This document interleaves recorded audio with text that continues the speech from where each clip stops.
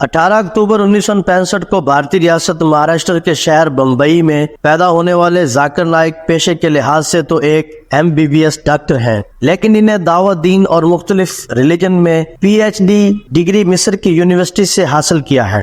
انہوں نے 1991 میں بمبئی میں ہی اسلام ریسرچ فاؤنڈیشن کے نام سے ایک ادارے کی بنیاد رکھ دی۔ اللہ کی شان دیکھیے کہ ڈاکٹر ذاکر نائک کی زبان میں لکنت بھی ہے اور وہ اکثر دعائے مسوی ربی اشرح لی صدری، اے میرے رب میرا سینہ کھول دے اور میرا کام آسان کر دے اور میری زبان کی گرہ کھول دے، میری بات کو سمجھ لیں، پڑھتے دکھائی دیتے ہیں۔ اللہ تعالیٰ نے ان کی لکنت زدہ زبان میں ایسی تاثیر ڈالی کہ اس نے سارے عالم میں اسلام کی مٹھاس پھیلا دی۔ دنیا کے سارے بڑے اعظموں میں وہ جا چکے، 20 سال کے عرصہ میں انہوں نے 20 ملکوں میں زائد بڑے عوامی اجتماعات سے خطاب کیا۔ کتنے ہی لوگوں کو بائبل، توریت اور ہندوؤں کی گیتا و مہا بھارت سے تقابل کر کے دائرہ اسلام میں داخل کیا۔ ذاکر نائک کہتے ہیں کہ دعوت دین کے مشن کے لیے وہ عظیم اسلامی مبلغ و محقق احمد دیدات سے متاثر ہوئے تھے، جن کے ساتھ ان کی پہلی ملاقات 1987 میں ہوئی۔ 2006 میں انہوں نے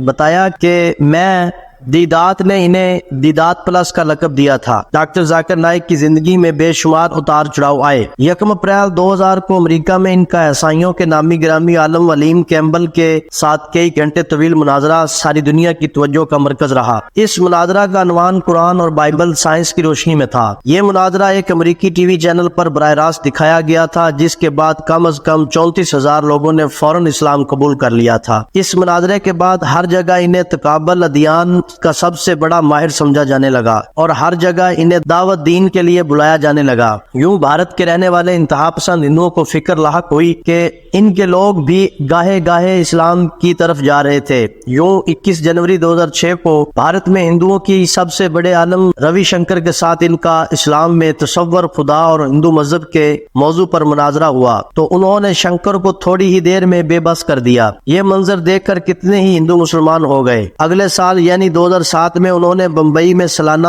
10 روزہ عمل کانفرنس کا انعقاد کیا، جس میں دنیا بھر سے مبلغین اسلام جو ڈاکٹر ذاکر نائک کے ساتھ ہی تھے آنا شروع ہوئے۔ وہ مذاہب عالم کا اسلام کے ساتھ تقابل پیش کرتے اور بے شمار لوگوں کو اسلام قبول کرنے پر مجبور کر دیتے۔ یہ سلسلہ 2012 تک جاری رہا۔ جب اس کانفرنس میں ریکارڈ 10 لاکھ لوگ شریک ہوئے تو بھارتی انتہا پسند ہندو سماج ہل کر رہ گیا۔ ان دونوں بھارت میں نریندر مودی کو وزیر اعظم بنائے جانے کی مہم عروج پر پہنچنے لگی تو انتہا پسند ہندو تنظیمیں متحرک ہو چکی تھیں۔ انہوں نے یہ کہہ کر کہ ڈاکٹر ذاکر اسلام کے ساتھ ہندو مت کا تقابل کر کے ان کی توہین کے مرتکب ہوئے ہیں، سالانہ کانفرنس کے خلاف تحریک شروع کر کے اسے رکوا دیا۔ اس پر ڈاکٹر ذاکر نائک نے کانفرنس چنائی میں منعقد کرنے کا اعلان کیا تو وہاں بھی ایسی ہی صورتحال پیدا کر دی گئی۔ ان حالات کی وجہ سے عرصہ 4 سال سے یہ کانفرنس منعقد نہ ہو سکی، لیکن جس کا حامی ہو خدا اسے مٹا سکتا ہے کون؟ کہ مصداق ڈاکٹر ذاکر کی دعوت کا سلسلہ ان کے پیس ٹی وی ویڈیو ریکارڈنگز، تحریروں، انٹرنیٹ اور غیر ملکی دوروں کے ذریعے جاری رہا۔ پیس ٹی وی نے ایسی مقبولیت حاصل کی کہ اس کے ناظرین کی تعداد 10 کروڑ سے تجاوز کرنے لگی۔ انہوں نے 2006 میں پیس ٹی وی انگلش کا آغاز کیا تو جلد ہی یہ مسلم دنیا کا سب سے بڑا چینل بن گیا، جو دنیا کے 200 سے زائد ملکوں میں دیکھا جا رہا ہے۔ اس کے اب بھی 25% ناظرین غیر مسلم ہیں۔ انہوں نے 2011 میں بنگلہ جبکہ 2015 میں چینی زبان میں چینل کی نشریات کا آغاز کیا۔ ڈاکٹر ذاکر کے لیے اس سے پہلے مشکل مرحلہ اس وقت آیا جب جون 2010 میں انہوں نے کینیڈا اور برطانیہ کے دورے کی تیاری کی تو یہاں موجود قادیانی لابی نے حکومتوں سے شکایت کی کہ یہ مبلغ قادیانیوں اور مقامی حکومتوں کے لیے خطرہ ہیں، یوں انہیں داخلے سے روک دیا گیا۔ یہ بات تو سب جانتے ہیں کہ قادیانی فتنے کی بنیاد جس انگریز نے رکھی وہی اب تک اس کی خوب آبیاری کر رہے ہیں اور دنیا بھر میں ہر طرح کی مدد و تعاون سے پال پوس رہے ہیں۔ 2010 میں ہی بھارتی نشریاتی ادارے انڈین ایکسپریس نے انہیں ملک کی 90 بااثر شخصیت قرار دیا۔ 2011 میں ان کا درجہ 99 تھا۔